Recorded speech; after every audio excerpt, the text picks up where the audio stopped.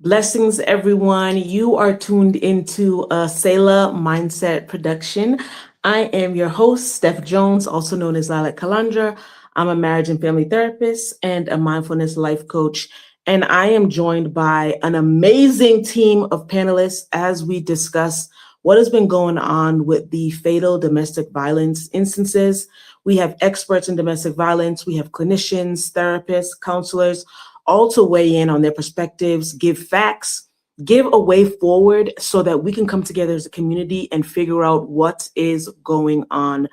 I'm going to bring up the panelists, they're going to introduce themselves, and we are going to jump right into the conversation. Please share this with anyone you feel might benefit from it. This can also be replayed later, but this is an important conversation, and we don't shy away from the hard things. We see the conversations that might be taboo and uncomfortable, and we jump right in because it is our time to speak about them. Let me bring up our amazing panel, and we will keep this going. Hello, panelists.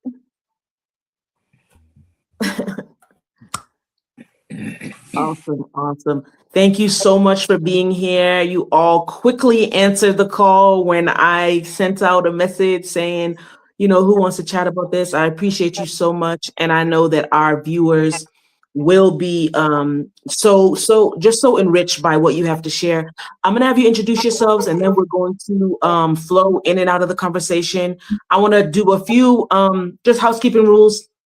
You're going to see some panelists move in and out. They have some other things to do. They're all booked and busy. Okay. And then you might see some panelists come up, come down. So we're all here together. We're going to keep the conversation flowing. I'm just going to go by who I see on my screen first. Pastor Tracy, can you introduce yourself, please? Absolutely. Good morning, everyone. I'm Pastor Tracy Jackson, Senior Pastor, Wellspring Global Fellowship. But in the context of this conversation, I have been, for the past 30 years, doing work in domestic violence globally, both as an educator, as a trainer, as a teacher, as a lecturer, as an adjunct, keynote speaker, you name it, with expertise specifically in working with communities of color and doing trauma-informed and trauma-responsive work. Awesome. Thank you so much for what you do and what you're going to lend to this conversation. Thank you. Jonathan, I see you next. Let the people know who you are. Well, Miss Steph, do you mind? Can I do a courtesy? Let's go to Dr. Malika, ladies first. Come on, sir. Let's do that, please. Yes. Absolutely. Chivalry is not dead, huh? Chivalry is not dead. No, ma'am. Good home training. He was raised right. Amen. Hello. So I am Dr. Malika Brown, affectionately called Dr. Malika. I am a clinical psychologist with a specialization in traumatology. And I am working now, and Steph and I had this conversation the last time we did a live. I was in the process of transitioning into culturally focused and Afrocentric wellness and health and healing. And so I have since launched my company, Aya Wellness. And so I am doing that now, as well as podcasting in the podcasting space. But this conversation is something that I think is important because I do think that there could possibly be some cultural and historical things within our communities that may lend itself to why this is becoming a problem. And so I'm glad that I'm invited to talk about this. Absolutely. Thank you so much. All right, gentlemen. Yes, man. So shout out to amazing ladies first. First of all, the honor. Jonathan Brunson, I am a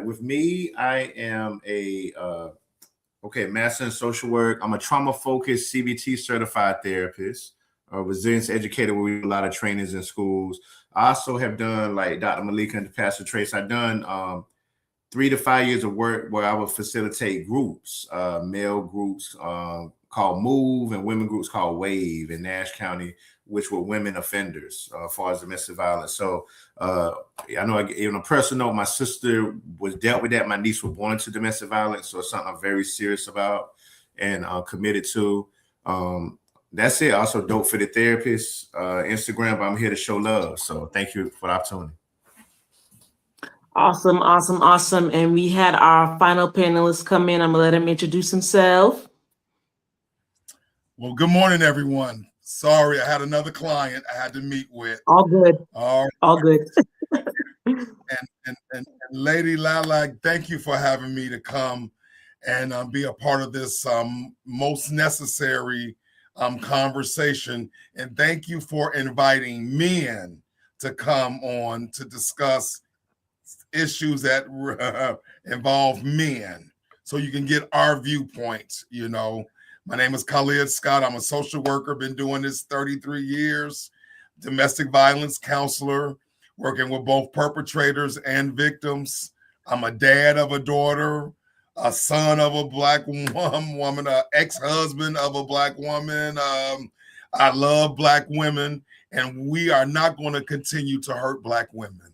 We're going to stop this. So let's do it and let's talk about it. Oh, thank you so much. And thank you all for just sharing a little bit about yourself and proving why you are qualified to be in this conversation. Okay, I love that so much. Pastor Tracy, I want to start with you. And this is just going to be, as I said in the green room, this is going to be a free-flowing conversation. People can jump in and jump out as they need to. I want to start with you as the domestic violence expert. How did you feel, seeing what was going on the past couple of weeks, and how does that lend to the trend of what's been going on just with domestic violence in general? Well, I felt like most people felt, right? It is incredibly disheartening. I think that if you spend any time doing this work, one of the things that happens oftentimes is you want to be in all spaces and all places making things better. But the truth of the matter is you're one person. And it can be both overwhelming and frustrating to think that in 2026, we're still here.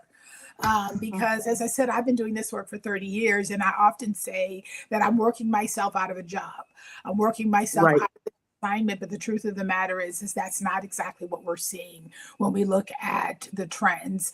And so the other thing that I thought about, and one of my colleagues in Mississippi called me and we had this conversation, is that this has been happening continuously. The difference with these particular instances is that they made the news. Many others don't. I'm doing community conversations right now across the country. And part of the conversation that I'm having is sitting across from someone who was shot in the head just 2 years ago, sitting across from someone else in another state who had been shot 9 times. These things are happening continuously. Everything isn't making the news, right? Though these instances that we're hearing about most recently, the difference is they made the news. But unfortunately, when we look at the statistics, the trends are not changing. It's not better than it was 30 years ago when I started in this work. Wow. That's what I wanted to figure out, like how the trend's going. Do you see an uptick in it? And that's so unfortunate to hear.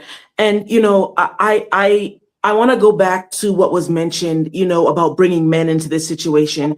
There had been some controversy, and this is just for everyone. There had been some controversy around different influencers and just different media people. They were catching some flack because they felt like the perpetrators were exalted and their stories were told over the victims.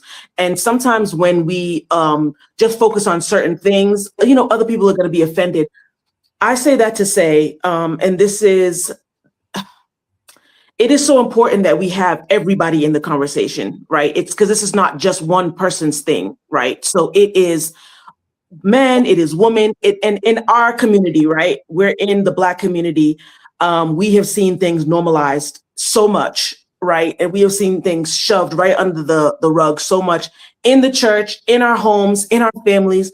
And so this, to me, is us pulling the covers off, pulling the rug up and saying, let's discuss this.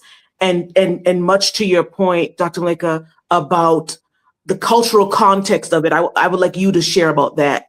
Culturally, what we're looking at and how things are flowing, because this does have cultural implications for sure. Yeah, one of the things, and I'm also a psychology professor, so this is one of the things we get into when we talk about African American psychology. We can't talk about the psyche of an African American without putting context, their lived experiences into the equation. And so the best way to say this simplistically is that this issue goes all the way back to the ships. The ships are where this started. The violence that we suffered to get on those ships is where this started. And so I've shared with Steph how I've been to Ghana, I've been to the slave castles, I walked the slave river last year, and understanding the journey that our ancestors walked against their will, violently, to be brought to a place that was unknown to them, that does not just disappear out of your psyche and your existence. And so now we're looking at an epigenetic situation where our DNA is now coded in a different way. Our response to stress is different than other cultures. And we're not unique in this, right? We can name other groups that have this. Jews deal with this. Like there's other groups, Native Americans, etc., right? But this goes all the way back to that, because yes, there were wars, there were conflicts between tribes. Like, we're not saying that didn't exist, but this is a different level where your very existence was considered to be something to be sold and to be dominated and That's done right.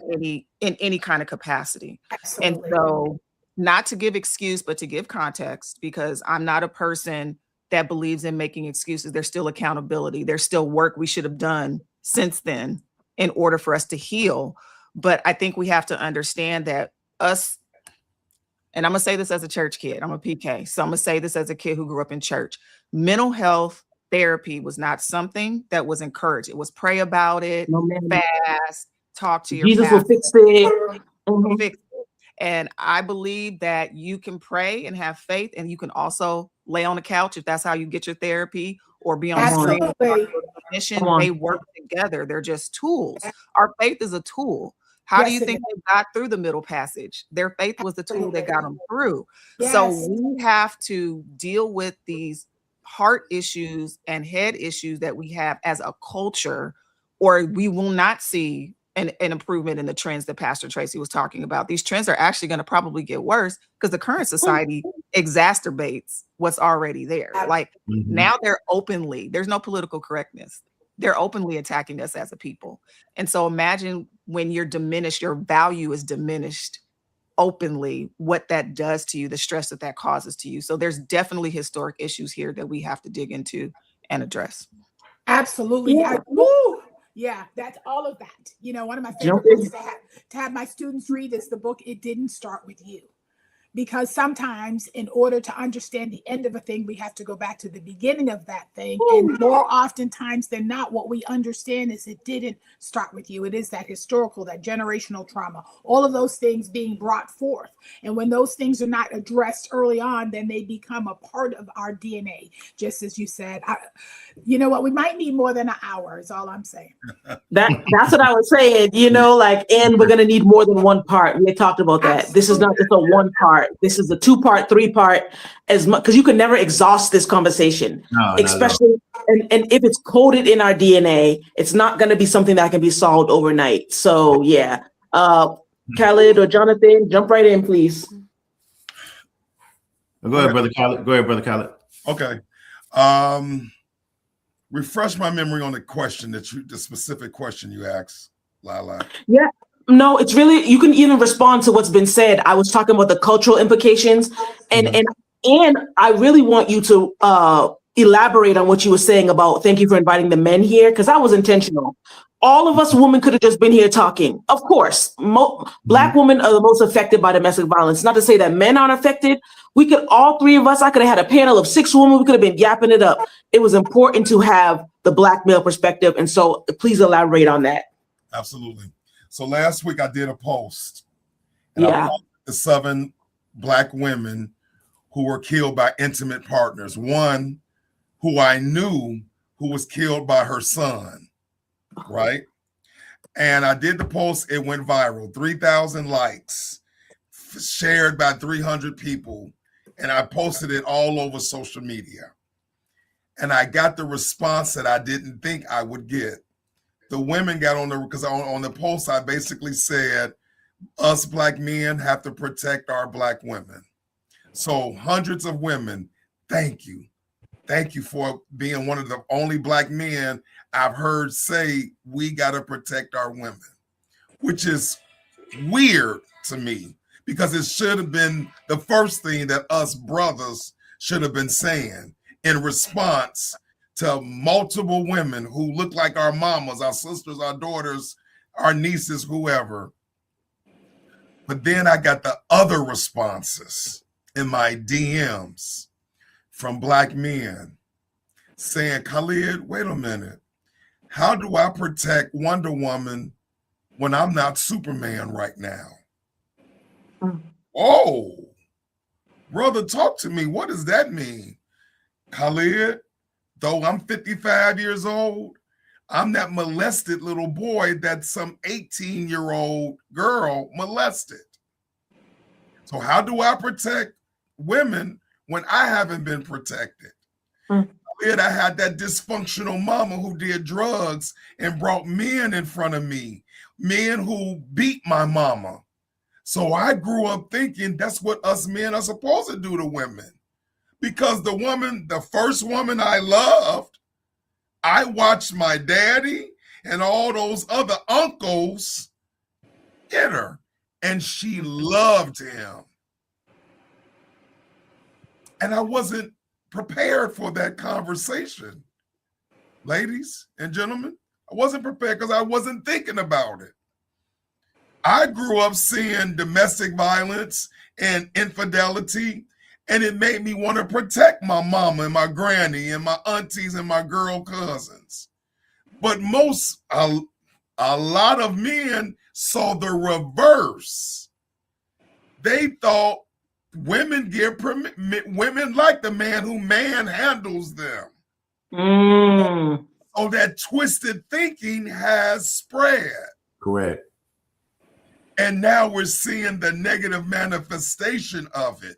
Because one of the things this is my 6th podcast since last week, because it's the hot topic, and it should be, and it better be.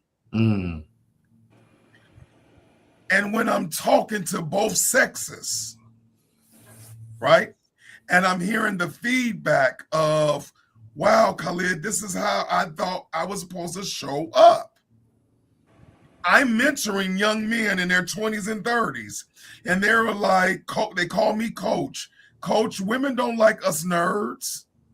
Mm-hmm. They like the ex-football player Mm-hmm. with the multiple girlfriends who kind of smacks them around, because in their head, in their twisted pattern and thinking, that means love.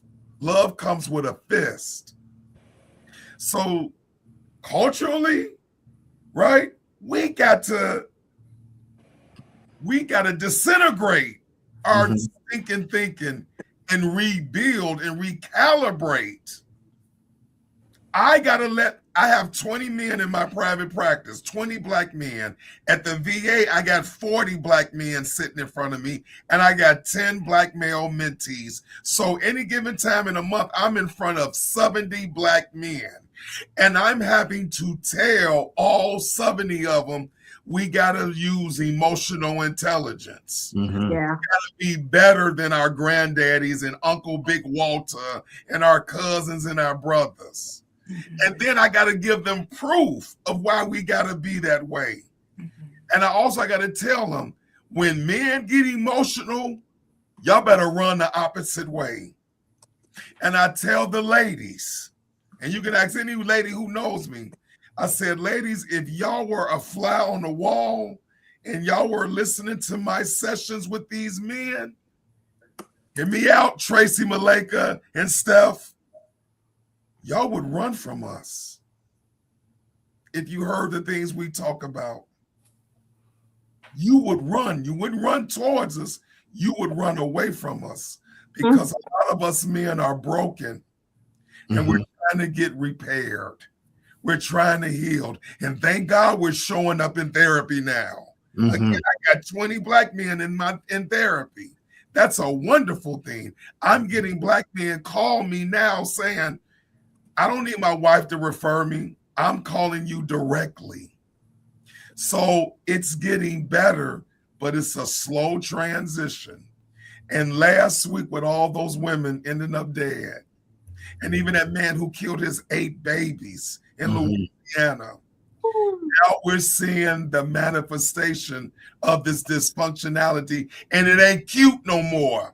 It ain't cute. So sometimes bad things got to happen for better days ahead. Can I say something? Go right Because ahead. I think that he touched on something for me that I've talked about extensively on my podcast about our community. silence, there's times when silence is necessary, right? It's times when silence is appropriate. But as a community, we do this with those in the church and those outside of the church in the Black community. We basically say what happens here stays here. And part of the problem is that therapy is about talking through the stuff. It's giving language to what has happened to you, what you've experienced, what you feel, etc. That's right. Our cultural standard of keeping things in the community or keeping things silent, keeping things in the home is a contributing factor to where we are. When you put language to what you're going through and try to process this stuff internally, eventually you don't have the capacity because it becomes overwhelming. And if you're not verbalizing it to somebody, it's like a computer overloading because it got too hot, right? And I think that we have to get more comfortable with saying the things that need to be said because it's necessary and not being concerned about the aesthetic or how people are going to view us. And then I think also this plays into the part that women are allowed to feel the full range of emotions because they consider we're emotional, right? What that's really saying is we feel all the emotions that we have. If we're sad, we're sad. If we're happy, we're happy. If we're surprised, like we go through all of them, right?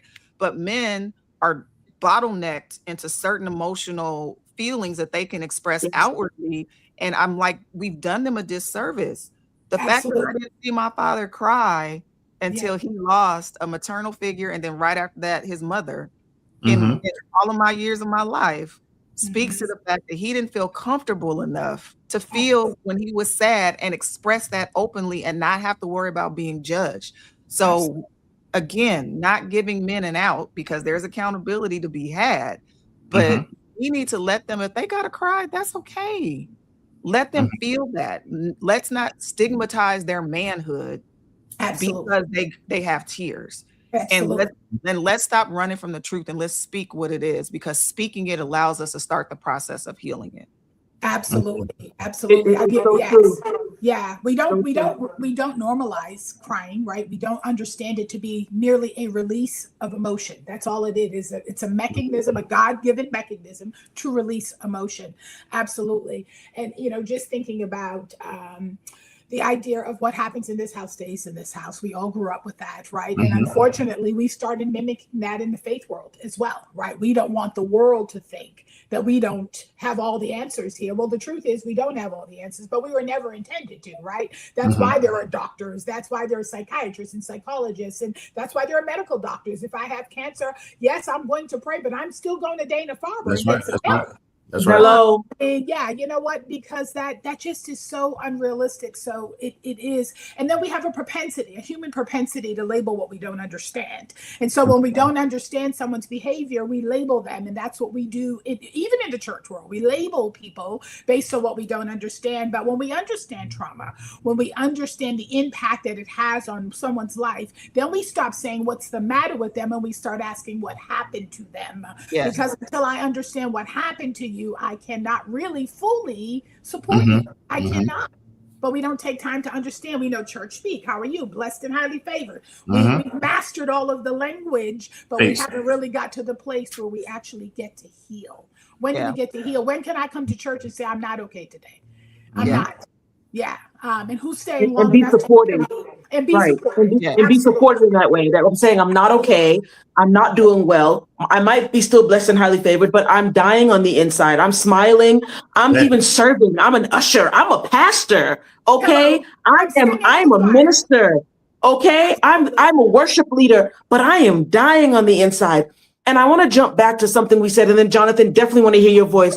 I want to jump back to the disservice that we do to our young men and who grow up to be teenagers and adult men. We punch their chest and we tell them not to cry. Don't show any emotion. You better man up, man up, man up. Then when they get older, we say, you have no emotional intelligence. Well, why would they have emotional intelligence? We have told them that you cannot have emotional intelligence. This is why I appreciate the conversation, because we are the generation who is going to put a stop to this. We are the ones who are going to break that curse. That no shade to our ancestors, no shade to those who came before us, but that time is done. We are watching people die, not just physically, but spiritually inside, because they cannot release. And much to what has been said, what cannot be released one way must come out. It's like a ticking time bomb. If you put that timer on it must come out. If we talk about the somatic things and all these things and how we feel in our body, if our emotions are not processed, they're going to come out in our fists, and it's probably going to be our fists on someone else's body. And it's just a reality. Now we're just seeing the pattern. Again, accountability is necessary, but to look at the pattern of what has happened. And this gives us a great avenue to say, this is how we stop it. This is how we go forward so we can have a healthier generation. Jonathan, please, please, please. No, yes. Thank you. No, listen, everybody, I was just processing. I definitely want to respond to each other. Wow, so much that has been saying. Okay, first, like Dr. Malika was saying, we all know that one of the things I say all the time is that, and this is research too, trauma has no timeline. So that's something that a lot of times people that don't do mental health do not understand. Like Brother Khalid was saying too. So you could be 45 and trying to be married now at 50, and the molesting that happened at 12 can still bother you if you don't do no healing in the whole time. Correct. And then it comes out, like you said, angry or obesity or eating bad. Because I tell clients that all the time. I said, it's going to come out one way or another. So when I have people resistance to me, that's the first thing I say. I say, I'm not forcing nothing. Like Dr. Malika and Tracy said, I said, it's going to come out either way. It's going to be bad eating, or you're going to be, like I said, angry, or you're going to, or it's coming to your relationship. And most time people humble themselves because they're like, man, that's true. Like it's going to come out anyway. So we know that with trauma. Also with me, so in my background, I want to shout out, rest in peace to her. I'm sure Dr. Malika and Tracy and Brother Khalid heard Bell Hooks. Hooks, rest in peace, Bell Hooks. Bell Hooks is a reason when I was at NC State University, I took a class called feminism. I took a feminism class on purpose. And the funny part was, of course, women friends thought I was doing it to holler at ladies. Of course, so I was in the class. I could genuinely say I wasn't. I could genuinely say that. And all right. It won't my type in there, so I ain't gonna lie. So, but anyway, joking. But I took that class for the reason Dr. Malika, Pastor Tracy saying, Brother Khalid saying, to be different. I took that class because I want to be different about learning this, and that's when I was introduced to Bell Hooks. So, like, I know Bell Hooks had a quote where she said, feminism is for everybody. Passion politics book. She said, male who has divested of male privilege, who has embraced feminist politics, is a worthy comrade in struggle. Right. So with her, that's why I first learned, like she said, you can't solve domestic violence. You can't solve these issues without each other involved. So really, reading her, hearing her helped me embrace that. Like, you are worthy, about we got to be involved with what we're doing. Culture. So I talked about that. Then culturally thinking, like Brother Khalid was saying, and women, this, Dr. Malika, Pastor Trey, you being honest, growing up, the culture problem too is that men get put in the friend zone fast. Boys get put in the friend zone when you're trying to be respectful. When I grew up, my shout out Chevalier, Chevalier, no judge of Chevalier. I mean, but Chevalier seemed to get the ladies, but Chevalier was super disrespectful, super extra.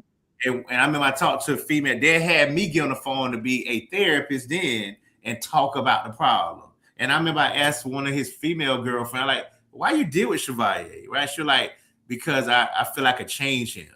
That's what she said. So it's like I was in the friend zone. So I was in the friend zone all the time, being respectful. Not cursing like my dad taught me, teaching the way. So that's, like we said, culturally, that's an issue too. And young ladies are learning that, like, friend zones are respectful guys, the ones to talk to, or but it's not, understand, like Khalid said, the aggressive guys is the ones I want to pursue because it's exciting. It got plots to it, it twists, whatever. So, yeah, I would say that too. And then with Louisiana, definitely disheartening. For me, definitely hurtful seeing that and hearing about that. And of course, we're going to go into that more. I don't want to hold that conversation too much, too easy to get into it, but definitely hurt about that and definitely want to talk more on those things. Yeah. Please. That Jonathan said that just sparked some stuff that I remember reading a couple books. So the first book, Joy DeGroy, the post-traumatic slavery syndrome, where she talks about the multi-generational trauma that manifests, right? The way we see it is vacant self-esteem, persistent anger, and all these things like show up in our homes.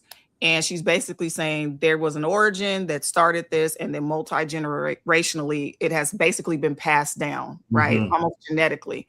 And then there's another book that I think that people should get. It's called My Grandmother's Hands by Reza Midikim. Oh, definitely. About body level vocabulary and the fact that trauma is not something that's transformed, it's transferred, especially if it's unprocessed. And what we're looking at is all these generations that preceded us that didn't process these traumas. And so all they did was transfer it to the next generation and the next generation and the next generation. And so this goes into what Steph is saying, is that we got to be the generation to stop it, which means we have to process it. We're going to have to deal with this stuff, and we're going to have to stop being reactionary to the stuff that we're seeing and deal with the source. And that was what Pastor Tracy was saying. As clinicians, you deal with the source of something. You never react to the symptoms, because you know that these symptoms are here because this started it. If we get rid of this, the symptoms go away. A medical doctor will tell you that, right? That's why they do differential diagnosis. Once I figure out what's wrong with you, if I treat this, I should get rid of all these other issues. And so we as a community have to stop dodging what we know is our reality. I know people say that they're tired of slave movies and movies about slavery, but again, maybe we need to keep seeing it so we can actually take the time to process what our community has gone through. Absolutely. Because dealing with that will start the journey of unpacking all of this stuff that's inside of us and really healing those spaces from the root of the wound, so that we don't pass this on to the next generation. Absolutely. And I think that that's work that has to be done. And Jonathan, when you were saying that sparked something for me. Well, I think, and just say bell hooks again. Everybody, feminism for everybody, real quick. Please read bell hooks a lot. If viewers, please rest in peace to bell hooks. But a lot of powerful talks. You talk about racism, sexism. Yeah, to miss about. Thank you, Doctor. Yeah, go right ahead. Okay, I have a question for our female panelists, because I want this to be a moment, a time where you all educate us Black men. So I made a powerful, prolific statement that in our men in our little minds, our little thought patterns, you all are attracted to dysfunctional and toxic men. What is it about their behavior that turns you all on? What is it that when you have a Khalid and Jonathan saying, Michaela, Tracy, Steph, don't mess with dude, don't mess with them, and y'all say, Khalid, mind your business. Mind the business that pays you. Leave me alone, Khalid. Educate us men on what's the attraction. Because maybe if we understood where your thought process is, then we can really start getting some answers. If I want to know something about a man, I'm going to ask a man. But if I need to know something about a woman, I'm going to ask you all. So please, ladies, take a moment to tell us, what is the attraction to toxic, dysfunctional men? Now, I'm not speaking for me because I'm not attracted to that at all. My father, although he did not have a father to raise him, he was raised by my grandmother solely, college educated, accomplished, became a pastor, started doing all of this different stuff. And that was the blueprint for me. So the person that I found may have been a little rough around the edges, but he was also educated, you know, accomplished. So that was what I was attracted to, because I had a model to look at. So first thing I will say, to not throw my sisters under the bus, I'll say it this way. You're attracted to what was modeled to you as the blueprint in the beginning. Absolutely. Right? So my blueprint looked different. So that's not attractive to me. I'm highly intelligent. I like having intelligent conversations with people. And I don't just want to talk about one thing. I could jump from politics to pop culture to sports to fashion, travel. We can do all the things, right? I want that. But what I will say is what I think we are seeing is that the toxicity is familiar to them because the trauma in them that they don't realize lives in their DNA now is attracted to something that's familiar, or in addition to, they could have come from environments where that is what they saw modeled as manhood. Right? It may not have been domestic violence, but they may have seen toxic masculinity as the example of how a man is supposed to treat a woman. Absolutely. And so they're attracted to what they know. until we show them something different that they can expect better than that, they're Yes. only going to gravitate towards what's familiar and what they have meant for. Absolutely. My sister answered the question for me 100%, is that water seeks its own level. And we will always be attracted to what is mirrored back at us in terms of who we are, right? And so, it goes back to what we were saying earlier about the trauma that lives in us as individuals, and that the body keeps the score. If my beginning of my years was traumatic, right? And that was never healed. That amygdala is going off all the time, right? And now it has become a familiar part of my existence. I'm attracted to trauma bonding with someone else who has similar issues, right? And you said it earlier. It's the idea that I can fix someone, because especially for women of color, we are the ones expected to fix someone. Exactly. In slavery, when I nursed my baby, and then I had to nurse the master's babies right after that, right? Now I'm the wet nurse. I got to take care of everybody. And there's something embedded in our DNA that makes us think it's our responsibility to fix people. We're going to fix them and we're going to make them better. And the truth of the matter is that you can't fix anybody. You can't, especially if your idea of fixing isn't going back to the root cause of what the problem is. You're trying to change behaviors when behaviors, as Dr. Malika said, are only symptomatic of the root cause. Even Jesus, when he cursed the fig tree, he cursed it at the root, right? If you read the story in context, figs were not even supposed to be produced in that season. It was out of season, is what the scripture says. But he was making the point that we're to bear fruit in all seasons, right? And so the only way I can do that is that the root is healthy. And so we don't want to address the real issues. And so if I find that familiar spirit, that thing that looks like where I am or who I am, I'm clinging to that. And my thought process is I can fix that in somebody else. When the truth of the matter is I can't fix me. If I could, I wouldn't even be attracted to that. And so, I'm with my doctor friend here. I'm not attracted to that either, quite frankly. Listen, I'm about doing your work. I think it's so incredibly important. That's right. And I've invested so much time in doing my own work that there's no way I would settle for someone who is invested in themselves. Because if you won't make that investment in you, you're never going to make that investment in me, and we're never going to have intimacy. We won't, because intimacy requires you to be able to see into me. You can't see you. So we got to do better. And let me just say this: we got to teach our young women how to do better. Yeah, exactly. Right? That somebody who can buy you a handbag and a pair of shoes, good God Almighty, get your own resources, buy your own stuff. Like, really, that's right. We got to get past that. We got to get past that. But social media tells us that's the way to go. Go find yourself an athlete. Go find yourself a bad boy. Go find yourself a rapper. Go find yourself. Good Lord. Go find yourself somebody whose heart is fixed concerning you. And that's a work of God, not a work of a person. Right? When God does the work, it looks different. Amen. I would say, brother Kelly, with you both, Pastor Tracy, you went over a great book. Real quick, if I say something, Dr. Malika, The Body Keeps Score. So listeners, keep on that book out of it. NC State University. So that is an actual book. And then Dr. Malika, you touched on something amazing. I know Brother Khalid know that. That's why I learned with the trauma-focused training. Kids are going to do what you do, not what you say. Exactly. That's right. That's confirmed research. That's why, like we said, we got to get out there, like I said, Dr. Malika, the Black families and Khalid about, if I curse and I do that, like I hear parents say all the time when I do intensive in home, like, when I do that, I tell them not to do. I said, no, stop saying that, because you keep doing it, they are going to copy what you role modeling. That's why I see that before you have a child could be 7 and then the parents smoke, the dad smoked on the back porch, and then they're 14 trying to smoke.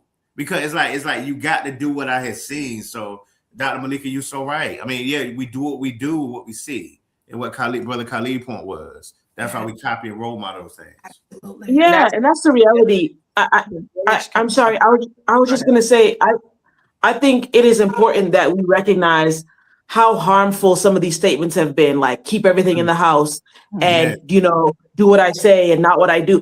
like these things have been very harmful. And to what first of all, thank you, Kelly, for that amazing question. Like, it's very important because what we see right now, especially in like hip hop and pop culture and all that, like the bad boy wins. The bad boy wins. The bad boy gets all the girls. That bad boy has the nice car, the nice clothes. He goes all over the world. The bad boy wins. So it's like it is like programming our young women and older women, okay, to say, oh, the bad boy is who I need to be with. The bad boy is who I need to be around. And as you were saying, Jonathan, you know, like the nice guy finishes last. That is also something we need to change as well. You know, because at some point we have to realize that the nice guy comes with less drama, and the nice guy comes with less foolishness, and the nice guy has usually done some nice work on themselves, right? Where we're talking about the trope of the bad boy, where it's like, oh, you better have this fun and exciting life, but you will be damaged and he will move on, and you will be left with a child, you will be left with a broken heart, you will be left just in trauma.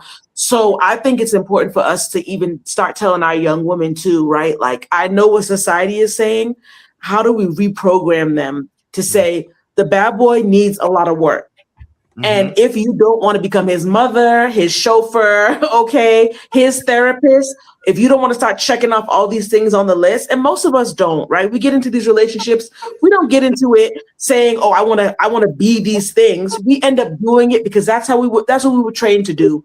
We were trained to stick it out and endure, be the strong one, just keep going. We don't have to do that anymore. And the nice guys do not finish last anymore. The nice guys don't finish last. Okay, we have to change that around. Sorry, Dr. Malika, I know you were going to share something. No. I was going to say this gets into the village mentality, why it's so important. We being a collectivist culture by nature was important because that meant that the livelihood of one was connected to the livelihood of others. And I think that being disconnected from the continent and being on a different soil has disconnected that concept for us culturally. And so for Black Americans especially, we have parts of us that have that collectivist nature to it, but a lot of it doesn't. Because if we had that, when we see that there's a household that is missing a father figure or a household that's missing a mother figure or a role model, we would fill in those gaps, right? Yes. And so I know that that's got to be the only way that my father was able to become as successful as he was, because he didn't have a father in the household, and he got it in other ways. He got it through coaches because he played sports. He got it in doing things in community. And then once he got into the church, he had elders that were role models to him spiritually that he looked up to and aspired to. And they were people that were, granted, the church was full of flawed people, but for the most part, they modeled to him healthy behaviors, and that was what he wanted to replicate. So I think that we need to get back into community, and we are each other's business. I know that people say mind your business, but no, we are each other's business, because if we're not each other's business, then who's going to take care of us? Because outside of this community, they don't have our well-being at heart. They don't want us to be okay. So we got to start being nosy again. If we see a kid that there's something going on, don't cross boundaries, right? Come in the right way, but you need to take that on your heart and be like, if I have the ability to help here, I'm gonna help. Get them before they become grown-ups and start dating and start having children. Once we get there, there's some stuff that's hardwired that's gonna be hard to undo. But if we get them when they're, I don't know, into elementary, going into middle school, teaching them how to have healthy relationships, how to have dialogue and conversations, how to express their emotions, then we're setting the blueprint for the next generation to not repeat the stuff that we see our generation and the generations before us doing. Absolutely. It's so true.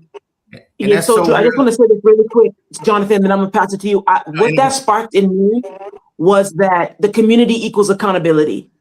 And if we're looking at all the men who, took the lives of these women that they were in these intimate relationships with, there was a lack of accountability. Like the community let these families down, and we have to be honest about that. You saw something, you didn't say something. You normalized it. You knew he was doing this. You said, this is not my business. The community, right, is nosy, is investigative, and we hold each other accountable. That's what I'm hearing you say, Dr. Malika, especially when you said about your dad. That generation, they held each other accountable. You saw someone doing something, you would get whipped all the way down the street. Okay, your neighbor would get you. That neighbor would get you. And when you got home, your parents would get you. So we have to get back to that. So for sullying their good name, absolutely. Go ahead, Jonathan. Well, I'm gonna say, I gotta respond to Malika too, but what I'm gonna say first is what we also have to do down here, because Brother Khalid, I'm gonna say something, come back to one of what you're saying. When you said protect our women, we gotta say the same with men, protect our men. So I think the problem with domestic all this stuff too is we don't do equal opportunity on this situation. Like yeah, boys gotta be loved and taught ways. Don't build a bad chick either. Don't build this type of thing. So I think, like Dr. Malika said, the village and Pastor Tracy and what you're saying, because we got to get equal opportunity. Like I got 3 nephews right now. We tell each other we love each other every day. Tayshawn at Fayetteville State, this one every day. They'll tell you all up here, Jonathan taught them that. It was hard because you all know it was a long time. I got like crickets, Brother Khalid, in the room. Like, love you, Raekwon. They look at me like, what? Like, you know, like, but now all 3 of the nephews, I love you, Uncle John. I love you, Uncle John. I love you, Uncle John. We got to teach them that, and it's safe for us too, because sometimes we hear this subject and we don't teach equal opportunity. The little beautiful boy is beautiful like the little beautiful girl. So we got to like raise them all the same way with love, like that kind of way. And Brother Khalid, I'm gonna call him out, Dr. Malika and Pastor Tracy. I know this brother started a black male group for this reason. I started a black male social work group, Brother Steph, and Sister Steph, excuse me. I did it for 2 years. Was black male social workers every other Friday, and we do this. We connect, we vent, we talk. Brother Khalid has been in that group, so I do that reason, emotions. Yes, so yes. Yeah, you know what? Absolutely. You know, I think about the church and all of this. I have to, right? That's the context in which I sit at the table. I, for many years, have worn the hat of both a service provider as well as a faith leader. And so when I think about the church in this context, and I think about what Dr. Malika was saying about the importance of, you know, raising our children and mirroring certain things to them, I think the church is perfectly placed to do the same, right? If we have Sunday school, a Christian learning school, whatever we call it, that's a perfect place for the church to begin talking about healthy relationships. That's a perfect place to start talking about healthy boundaries. What I want us to be clear about is that the church does have a responsibility in all of this. Faith leaders have tremendous influence. And I'm going to prove it to you when I say that's the reason politicians go to faith communities. If I'm running for office in Boston, I'm going to hit all of the major churches here simply because when the pastor or the bishop or the leader, the apostle calls me up and says, oh, mayoral candidate Tracy Jackson is here. When he or she walks me up to the front of that church to pray for me, that's an endorsement. And I might tell my congregation to vote your conscience, but if Pastor Tracy calls them up and prays for them, by virtue of the fact that she likes them, guess what I'm going to do? I'm going to vote for them.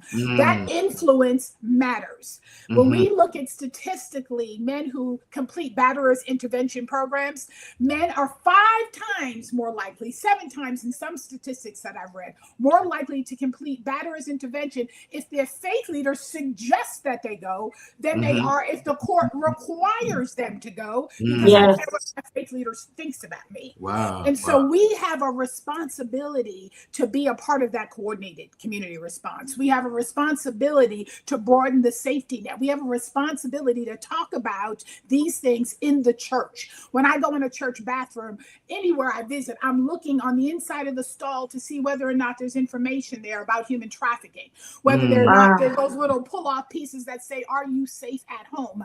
Because anything we don't bring to the church, to the congregation, you know, sets the tone that we don't think it matters here.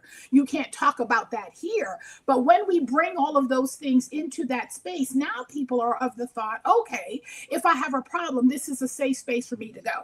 Not to mention that as people of color, we are more likely to go to a faith leader in a crisis than we are to any other service provider. We're going to go to our faith communities. Do we expect all faith leaders to be experts in domestic violence, sexual assault, human trafficking, stalking, what we call the 4 crimes? No, we don't expect you to be an expert in that. Do we expect you to be a resource? 100% we do. Absolutely. We expect you to be a resource, because if you're not a resource, you're a barrier.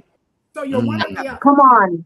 And Come on. yeah, not knowing is not, we are responsible for the whole man. We're responsible for people in totality, not just their spiritual lives, but God has given us the responsibility of covering them. How do I cover you if I don't bother to know anything beyond the spiritual aspects of life? That's right. When That's you, right. you live in a world that is not spiritual all the time, right? You have to fare in this world. And I say, people, I'll go to a church and say, let me do some sexual assault training. Oh, well, we teach abstinence here. I say, well, praise the Lord. I taught abstinence in my house too, but I didn't send my daughter off to college unaware. I didn't send her off to college uneducated. She's been in this work with me since she was born. The truth of the matter is that I still have a responsibility to educate. I still have a responsibility. Sexual assault, by virtue of the violence, is not about consent. We don't have to worry that we're shifting their thinking to consensual sex. What we do have to be concerned about is that if we don't teach, if we don't educate, everybody's not going to wait. Let's just call a thing a thing. They're not. Exactly. How do we prepare Come on them now. to be safe in the absence of their waiting? How do we teach them that so they don't end up in situations where somebody is taking advantage of them or worse, because we fail to teach them? You know, we have a responsibility. And the faith community, when we step in and we are part of the coordinated community response, we are broadening the safety net for people. We make it bigger and better, because now I can come to my faith leader and say, domestic violence is ugly language. People need to be able to sit across from me as their pastor and tell me exactly what's being said. Exactly. But here's what happens. Here's what happens, because you know, if I'm so heavenly high, I'm no earthly good, they are going to minimize both the language and the violence to the version of it that they think works for me. Always. And so now you're minimizing what's happening. You're sanitizing the language. And now my perspective of what's happening isn't nearly as major as what's happening, which is why I agree with you, Lilac, that the community failed them. Where was the community? Somebody heard something long before it turned into multiple deaths. And you know it. And they saw the signs. And I think I want to take a moment to acknowledge the harm that the church has done in not holding people accountable in that way. And how many times we have told as leaders, women to stay in relationships that we know they're getting battered in, that we know they're harmed in. And we told them to stay because that's what Jesus would want us to do. I love that you brought that up, Pastor. And I think it is very important that we as the church acknowledge what we did and what we need to do to go forward in that. Absolutely. As you said, no, every faith leader does not have to be an expert. They don't have to go through a mental health training program, get a master's degree, PhD. Yes, you should be a resource, but you should know the basic tenets of it. You should know the signs to look at. There needs to be more psychoeducation in that way. And so thank you for bringing that up. Absolutely. Yeah, we have to atone. We have to atone. I want to add to you and Pastor Tracy. You should know who in your community does the work. You should know. You're supposed to know. Do your due diligence. That's your responsibility. That's your responsibility. That's a reasonable service. Okay. Reasonable service, because at the end of the day, you know what? Like Ezekiel, when God told Ezekiel to be the watchman, right? He said, I want you to warn the people of danger to come. And if you fail to warn them and something happens to the people, the blood is going to be required on your hands. On your hands. On your hands. So when you told somebody to pray harder and just don't miss Bible study anymore and join the women's help us, Lord, and all those other things you told them to do, that was not the answer. And it's not the one that God is pleased with. Trust me when I tell you, it is not. Because you're not going to pray violence away. You're not. Can I say this though? I know that we say that they don't expect the pastor to be the expert. I think the problem is mentally, that is not what they're perceiving. They look to their pastors to on that. Exactly. On everything. Yes. They exalt them. They do, because they're the person I go to for advice on everything, even if they're not an expert on, or things that they shouldn't even really be having input on. Right? Exactly. Absolutely. So you don't model. Pastor Tracy's an anomaly, right? She models being an expert in a specific thing within the community and being a religious leader. So she brings two different things to the table. My father, his degree was in urban planning. He was an engineer by profession who happened to become a preacher, right? So what he did was, yes, I give spiritual counseling, but he was one of the first decades ago that I saw that had a psychologist on staff that said, oh, you're talking about this is outside my wheelhouse. Let me send you to the psychologist. And he paid for her to be there so that the Amen. members could get it for free. So There you go. There we you have go. to have the resources the same way we know where food banks are, the same way. I know Come our on. church at the time we did housing, HUD housing. We built the houses so the members could get homes and be homeowners. Mhm. We do all these other community things, but we don't think about mental health. We don't My think God. about their well-being. My God. Dr. My Malika, that's what I God. want to We add have to. connections to clinicians that we have a relationship with. Exactly. I have a Exactly. pastor now that funnels, he pays for his members to come see me. He funnels them to me when it goes outside of a spiritual expertise. We got to be better with that as clergy. We must. That's all I was saying. That's what I want to say, Dr. Malika. That's all I want to say. You said 100% what I was about to say. Not against you, Pastor Tracy. Shout you out. Like Dr. Malika, you said like you anomaly. But rest in peace. I remember there was a couple, a deacon and his wife did. It was domestic violence, Dr. Malika in Wilson. It was on the news. They killed. The husband killed her, then himself. And I heard a lot from that later. That is what Dr. Malika is saying. You have pastors that want to be the roles, play the lanes that you're not. You're not. If you're not domestic violence certified, get somebody that is. If you don't know that, stop saying because you're Dr. So-and-so in this spiritual realm and you know how to handle treating domestic violence. So I think that's the issue too. We got to know our lane. Absolutely. Absolutely. And I agree. That's what it's dangerous. Stop telling people to stay married to. That is not your business. That's it's dangerous. That's dangerous. And God. It's dangerous. Right. If they want to leave, let them have to deal with the repercussions. That's their spiritual journey. Let them deal with that. But we got to stop telling people to stay in stuff because we feel like because we like the optics. We like the optics. We like the optics of it. It's about optics. And at the end of the day, the covenant of marriage is broken the minute violence enters in.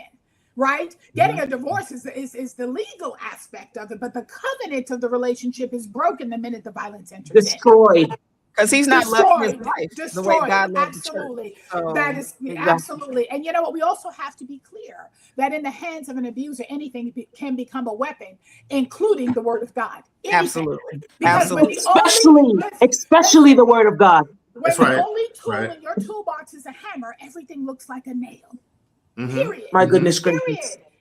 That's right. And so we have to own that and stop applauding that. You know, if he wants to stay, it's your responsibility to blah blah blah. No, it isn't. Forgiveness is not synonymous with staying. I've got forgiveness. Come on, free the people. Free the people. To forgive, literally, that's right. To move away from, and so I can forgive you while I'm going this way. Amen. Right. It doesn't equal reconciliation. This way. Yeah. Brother Kelly, go right ahead. Well, I think it's always very necessary that when we talk about hot topics, pertinent topics, that we talk about strategies, prevention, interventions, and next steps. Yeah. I don't want to wake up tomorrow and read about another 20 women being killed. I don't want to read again about a parent killing their children. That's right. That's right. Collectively, what do we need to be telling our audience members, people who are listening to us, who took out a Saturday morning to talk, to tune in, and I want them to hear from us experts who work with people because we answered our calling to help people.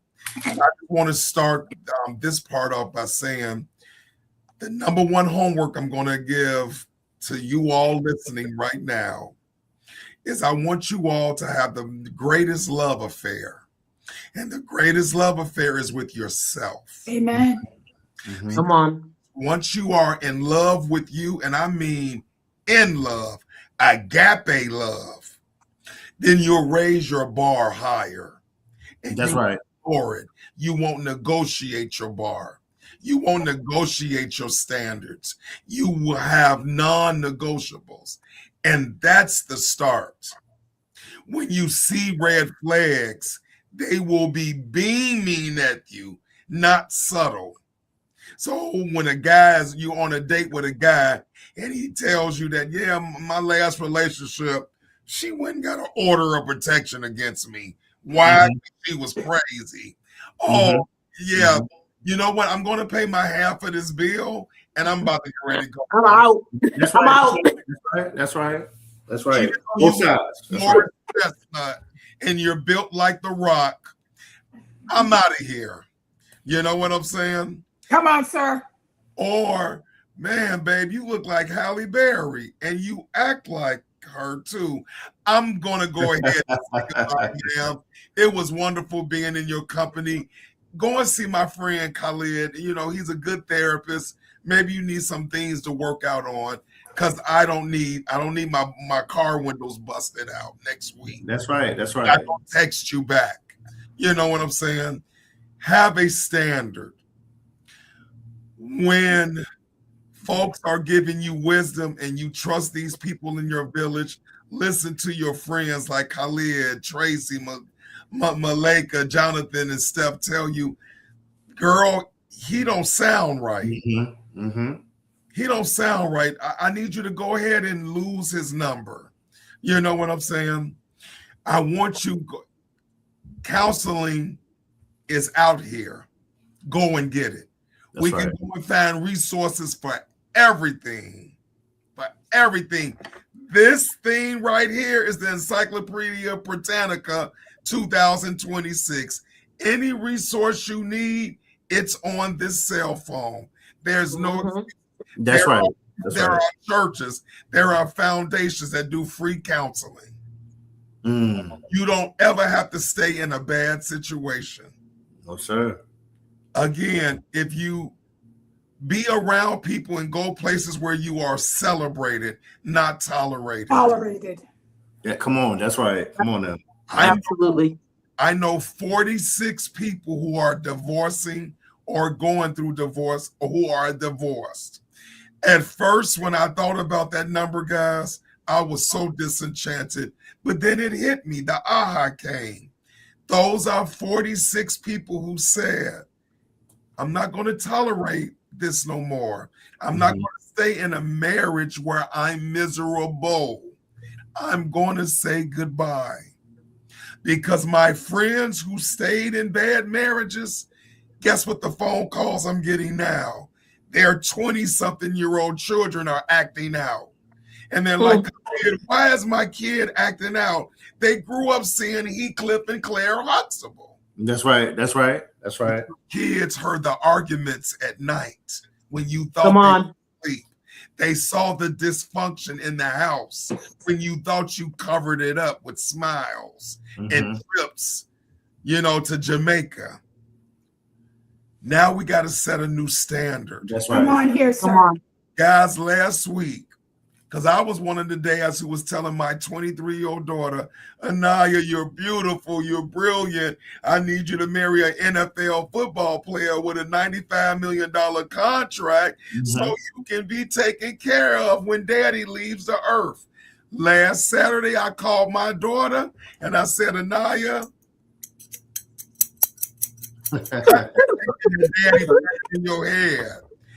Stay single and happy at 23 years old. Finish medical school because you got 3 more years to do. And when God is ready to send you Barack Obama Jr., then daddy will be walking you down that aisle with my fist saying, don't hurt my baby. And we're going to be okay. So here it is, me, a therapist. I was feeding my Black daughter the message that I thought I needed to feed her as a dad. Right. Find a man to take care of you. But after seeing Southern women get killed last week, I had to change. Yes, sir. Yes, sir. So it starts with you, it ends with you. Amen. Yeah, that awareness is key. Pastor Tracy, I am seeing the time. If you'd like to, yes, please. I know. If you'd like to give us your final thought and let people know where to reach you, please do that so you can head off and complete your day, please. Absolutely. I want to echo everything that has been said here by, I'm going to call these now my new friends. I've thoroughly enjoyed. I've already sent y'all Facebook requests. I've thoroughly. This is not going to be our last convening. I know that we're going to have more opportunities to come together and have these really important conversations. I would love it if we could create space for people to actually ask questions of us as a group, because I feel like there are so many questions out there and people ask me questions all the time. And I think this is an amazing platform to be able to answer those questions in real time. and support people where they are. I think that this is not something we're going to fix overnight because it didn't happen that way. And much of it is rooted in historical and generational trauma that has to be addressed. But I think this is an important start to that work, and is an important start to having the conversation that I feel like we will need to have continuously, because there's a lot that has to be changed in order for real change to happen. But what I know for sure is that before we can change someone's heart, we have to get them to change their mind, the way they think about something, the way they see something, the way they understand. And again, sometimes in order to understand where people end up, we have to go back to the beginning. There's a whole lot of relearning that has to be done. People need to fully understand it didn't start with them, that who they are, a lot of who they are was, impacted by their DNA. It's kind of, I liken it to the children who grow up here in the United States, but they have parents that are from a foreign country, and the kids have an accent as thick as the parents, but they've never even been into that, they've never been to their parents' homeland. It's because they're mimicking what they heard. They're mimicking Come on. They're picking up that dialect that they hear spoken in their home. And that's exactly, violence is learned behavior. It is learned behavior. And if we don't teach you another way, then you will be of the belief that when you are upset about something or with someone, that violence is the way in which you get to correct that. And so there's so much work to be done. I could stay here all day. People say to me all the time, you have such passion around this work. And I'm like, I have such commitment. Passions can be waning. I have commitment to this work. And I've invested a lot of my life in it, and knowing and understanding and being intentional about that, because as a pastor, I have to be. Pastoring is all about people. And people, when they come to the church is a spiritual wellness center. It's a spiritual hospital. And I tell my congregation, I tell my leaders specifically, you don't go to the emergency room at Boston Medical Center and get offended because everybody's sick. Oh, they're coughing on me. Oh, she's bleeding. Of course they are. It's an emergency room. The church is the same thing. It is an emergency room. It is a wellness center. It's a spiritual wellness center. And when people walk through the door, we ought to assume that they are coming with the traumas of life that they've experienced. Some will be similar to yours. Some will be completely different, but we should assume they all come with some, and we should be prepared to respond with trauma responsiveness, which is different from being trauma informed. It's about being trauma responsive, because then we say, what happened to you? Now, what's the matter with you? So it has been my honor. I can't wait to see you all again. Oh my goodness, I'm so excited. Thank you. We are forever Thank you bonded. Forever bonded. We are forever bonded. Thank you. Because this is work that is so incredibly needed, and y'all look for me to be calling on you to do some things with me in the future. So I'm super excited. Thank you so much. Thank you so for much. I love you. I love you so much. You know I love you. And Pastor Tracy and I, we've known each other for a long time. We used to go to church together. She is legit. She is real. She's authentic. What she says is what she does. Thank you so much. Thank you for what you do. And happy church anniversary. I love that idea about us asking questions. The next time we come back, let's do that. We'll have people ask questions and we can answer them. Thank you. Thank you so much. I love you so much. I appreciate you so much. She disappeared. Well, Pastor, she went out with a she's gone. She had to go. She said, let me get on. Let me get on. Khalid, you started something so awesome, and I want us to go around and continue that, the next steps, right? We gave the historical context. We talked about the things that happened. We discussed what was going on. We shared our opinions on that. We talked about how things started and the origin and that inception. Now it is good to turn that tide. And sometimes I think in our community, especially, we complain a lot without giving the solutions, right? We just, everybody get together and complain. We get together and say, oh, girl, you know what happened? Oh, man, this is what happened. Now is the time when we say, these are the solutions. These are the next steps. How do we move forward in this? This is a tough work. This is a hard work to do. How do we move forward? And how do we give those resources? With the 5 of us, there's enough resources for people to reach out. If people are scared, if people are afraid, if they need people to talk to, there are enough resources amongst all of us for people to have no excuses of why you didn't get help. All those excuses are removed. So I want us to continue to go around and talk about our next steps as we begin to land this plane. We've already been speaking for over an hour, if you can believe it. We've already been speaking for that time. So we are going to start to land this plane. But what are our next steps? What are we telling people that they should be, not that they should be doing, but we want to reframe mind. We want to reshape minds. how should we be looking at this so that we can move forward in a healthy and safe way? We've been moving forward. Time moves forward no matter what. It's been in an unhealthy way, and it has resulted in many lives lost in the church, out of the church. I want people to have next steps for when we get off the live. How are you going to practically apply the things that we've been talking about? So let's continue with that. Dr. Malika, if you want to go, or Jonathan, whoever, please. Malika, the Queen, Dr. Malika, yes, ma'am. I knew it. I knew it. I would say that some of the things I was going to say was already said, but I really want to lean into us reframing how we respond to the things that we see happening around us that we often don't give language to. We are in that mindset to mind our own business. And like I said, we are each other's business. So I think that if we see something, we need to say something. And we can't allow, even if we're wrong, I would rather we would be wrong about it and no harm happens than we had discernment and we saw something happening. We could feel it and didn't say anything. And then we see these situations that come out on the news. The other thing I think we need to do is we need to just, as individuals, as a community, we need to do our own root work. Like, we have stuff in us that we need to heal. We may not have had a traumatic background. We may not have had domestic violence or lived in a lower income neighborhood and saw violence. We may not have that story, but we still have some things that we need to heal inside of us. And I think the work as a community starts with the individual healing our spaces so that the community at large is healthier.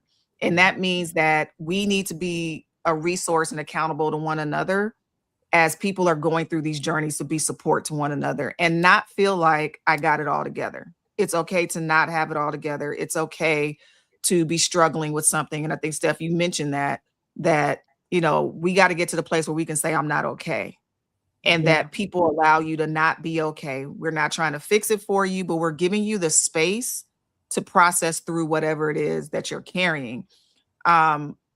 Clearly, I don't know any of these men in these situations personally, but for one of the examples we know was a high profile man at like in a very high position within the state. Very high. And I think that this just gives me, because I have an affinity for pastors, besides the fact that my dad and my mom, before he passed, and now my mom is my pastor, but I have friends that are pastors and I know the pressure they're under. Our leaders are under a lot of pressure and they're made to feel like they can't be flawed or they can't be vulnerable. We've got to stop putting them on these pedestals and allow them to show that they're fragile, because fragility is strength at the same time. It just shows that you have the ability to be impacted, but the fact that you're still moving and keep pushing through is a level of resilience, right? Yes, it is. We've got to protect our leaders. You know, we talk about Barack Obama, but do we understand the pressure that man had to carry in the assignment that he was given in this country, and the ripple effects of just his very existence is what we're living in right now, right? And so a mentally weaker person probably would have gone out in some of these examples that we're talking about, right? He is fortunate enough to have a Black woman by his side that allows him to be the full spectrum of who he is.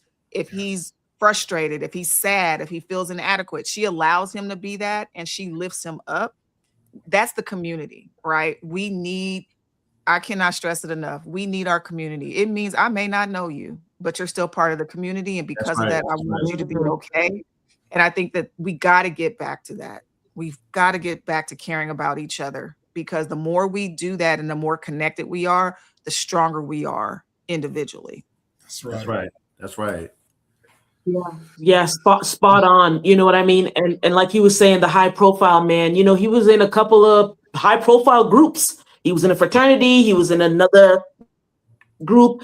And where was the support in those groups? I was watching some lives and they were saying that. And I'm like, yeah, where was the support in those groups where you're saying, now people are coming out and saying, oh, I saw the decline. Oh, I saw what was going on. I didn't know how to say anything. He should have been someone's business. His male friends, he should have been their business. Because at this point in time, and I'm not a man, but at this point in time, men have to hold other men accountable. That is really the only way that the tide is going to turn. Do you know what I mean? Where were the men who now are see, oh yes, I noticed his mental health was declining. He was depressed. He was drinking a lot. Why are you saying this now that he's done this horrific thing? What were you speaking to him before? It doesn't seem like it. So yes, we better get up. All of you, even here, everyone is our business. That's the Ubuntu. That's what I feel like you were talking about, Dr. Malika. The Ubuntu. We are here together. I am because you are. Yep. If you're hurting, I am too. I'm not taking on your burden, but I want you to know that you're not in this alone, and you don't have to do these drastic measures to be heard. I think he's finally like, oh, I've finally been heard now. We did fail them as a community because the community wasn't there. So absolutely. Yeah. Anybody else want to share next steps? Yeah. Well, before I go, get my 10% commission from Brother Khalid and Dr. Malika to laugh. But I'm gonna say what I'm gonna say from you both, Dr. Malika and Brother Khalid. Share how everybody can reach you both. You both didn't do that, so I want to respectfully put out there both of you. Gotcha. Perfect. Well, for me, I'm on all social media platforms under my name, Khalid Scott. I'm on Psychology Today under my name. I'm here in the Chicagoland area. My number is 312-43-SCOTT, 312-43-SCOTT, 437-2688, or Google me. Again, this is a powerful tool we have right there. So we're here. Just seek us out. And I have my handle in my name on the screen so people can have that. That's where you can find me on social media. I do have, Aya has its own handles as well, but I pretty much duplicate everything on my business socials, so you can find me there. And then for my website, it is my name, malikambrown.com. And like everything, you can branch out from there to get to all the other things that I'm doing. So I'm definitely available, definitely a resource.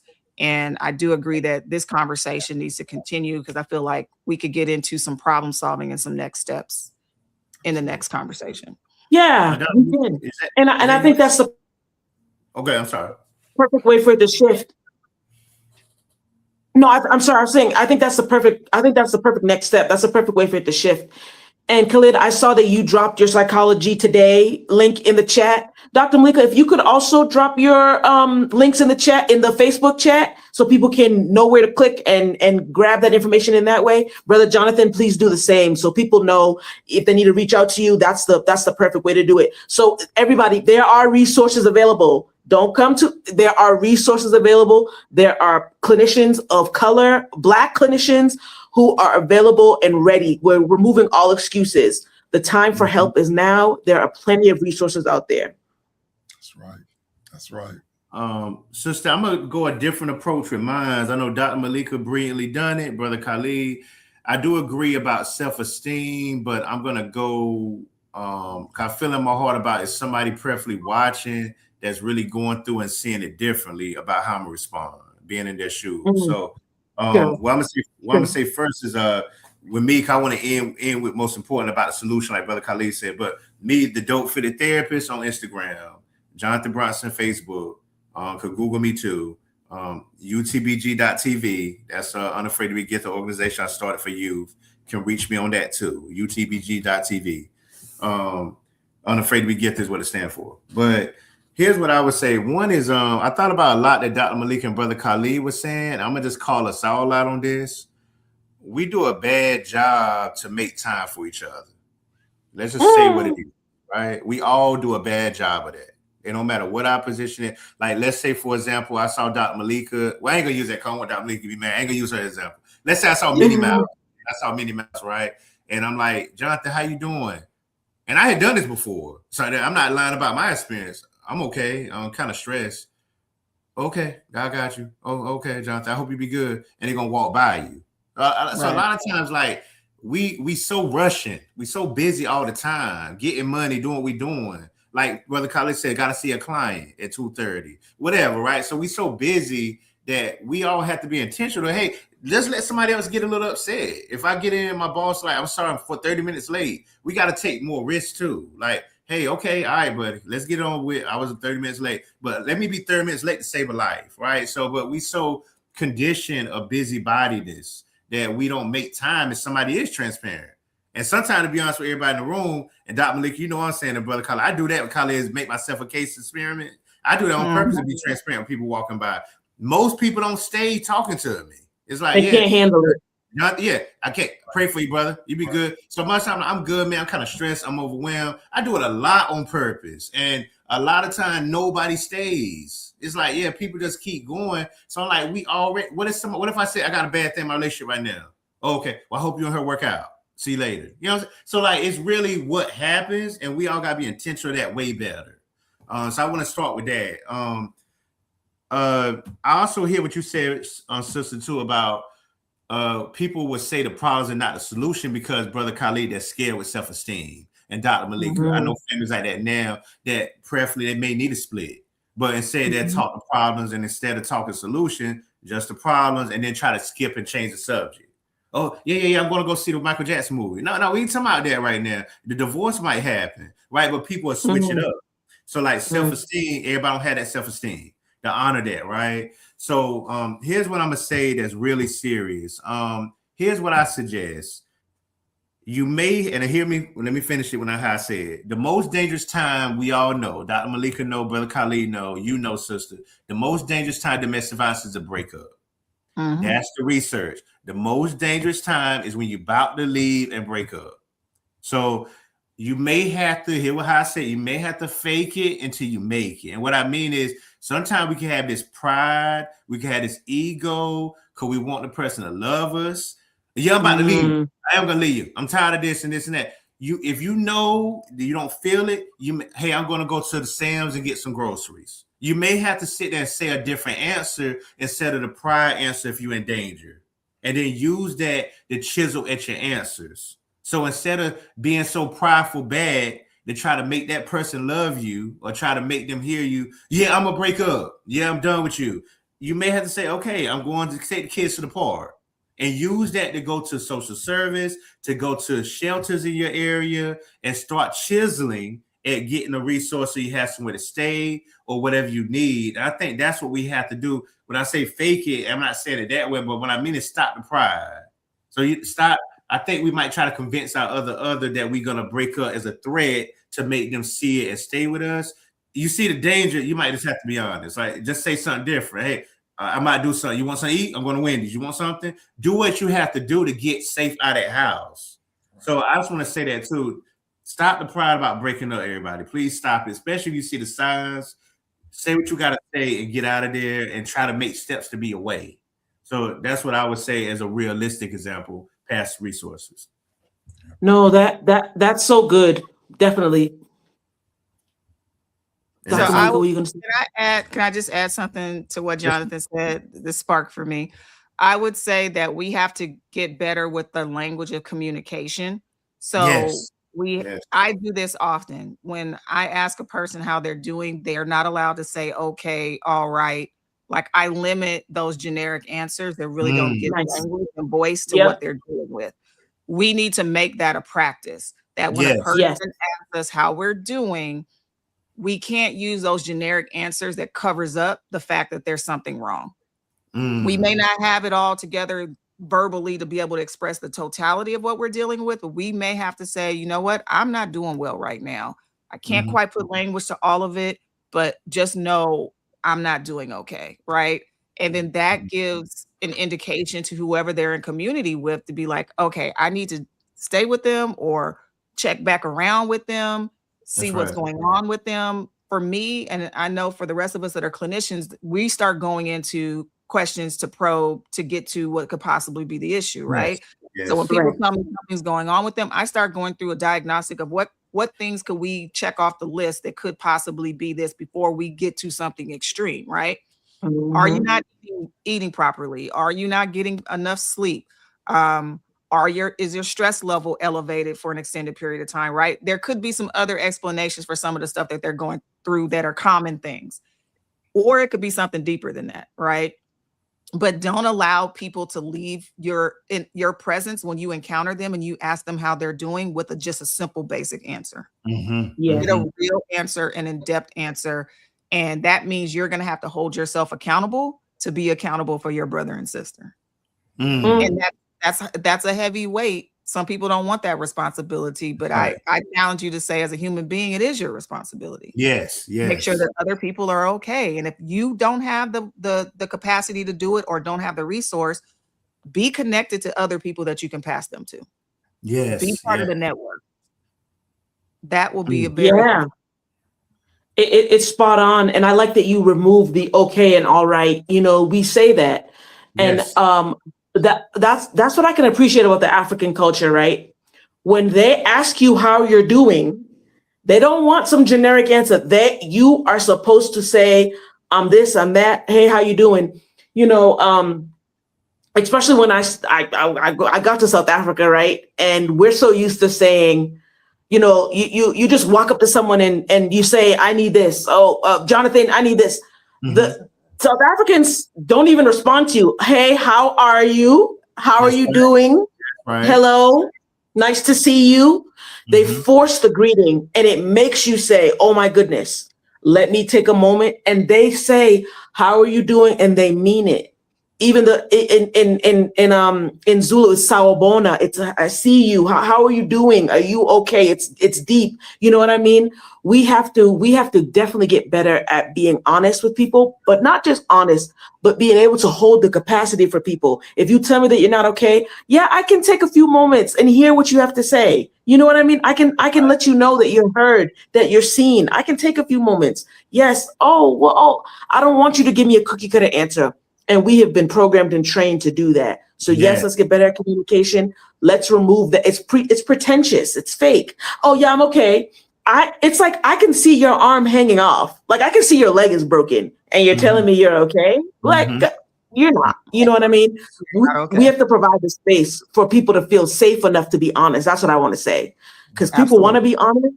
Are we a safe space? Or we just gonna be like, oh, okay, well, have a good day. You know, that's how people end up on the news. That's how people end up Yes. hurting Yes. their families because they Yes. tried to reach out and someone did not take the time. It is our Exactly. responsibility for sure. Exactly. So I agree with what you're saying. Yeah.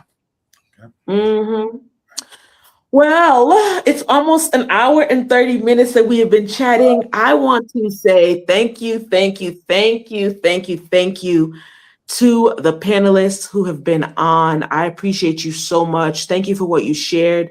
We will be back for sure. I'm running this across the screen. Please send any questions and comments to sailormindsetcc@gmail.com. And when we come back, we'll be able to read those questions, give some real-time answers. Thank you for everyone who tuned in, and thank you for everyone who will watch the replay. What has been shared has been so profound, and it is the start, right? This is not the first time we've had these conversations. It surely will not be the last. This is the time to speak out about this, right? We have these conversations in our own private, groups. It is time to do this on a national and international level so people can know there are resources out there, there is help, and we want to make sure that we are doing our due diligence in taking care of this, our own minds, our own bodies, our own spirits. We're in community together and we're all in this together. Any final thoughts from any of our panelists? Again, thank you from the bottom of my heart. It was such a quick ask. You guys all jumped on. Like, I can't express how grateful I am that you lent your time to this very important topic. Please share any final thoughts. Then we will let the people go and get on to the rest of our day. Absolutely. I'm good. So I'm a pass it to the gentleman on the panel to have some final thoughts. Gotcha. Awesome. Just want to say to the audience, to each other, also practice self-care. Yes. Self-care, Mm. because we are habitually known for not taking care of ourselves. Yes. I log off. I am on my way to the gym, because I'm heavy this week, I want to get on that treadmill and I'm going to take a nice long run so I can release all this toxicity and all this dysfunction, because that secondary trauma is for real with us. Yes, it is. Real. Yes, it is. Real. So take care of yourselves and don't compromise that. Absolutely. That's all. I'm like Dr. Mika, not much me, love for everybody sincerely, but Dr. Mika said it brilliantly. Let's remember Dr. King words: an injustice anywhere is an injustice everywhere. So that doesn't mean if somebody dealing with something, please have some care to think about each other better as a community. and love everybody. That's all I have. Absolutely. And to the self-care point, self-care is for everybody. It's not just a woman thing. It's a man thing as well. It's for everybody. It does not detract from your masculinity if you take care of yourself. It actually helps your community. A strong man takes care of himself and makes sure that his mind is right so that he can be okay for his community. So self-care is for everyone. Please commit to doing something great with your self-care today. Take care of yourself. Thank you for tuning in again. Thank you, panelists. Thank you for what you shared. And we will be back. Blessings to everybody. Have a great one, everybody.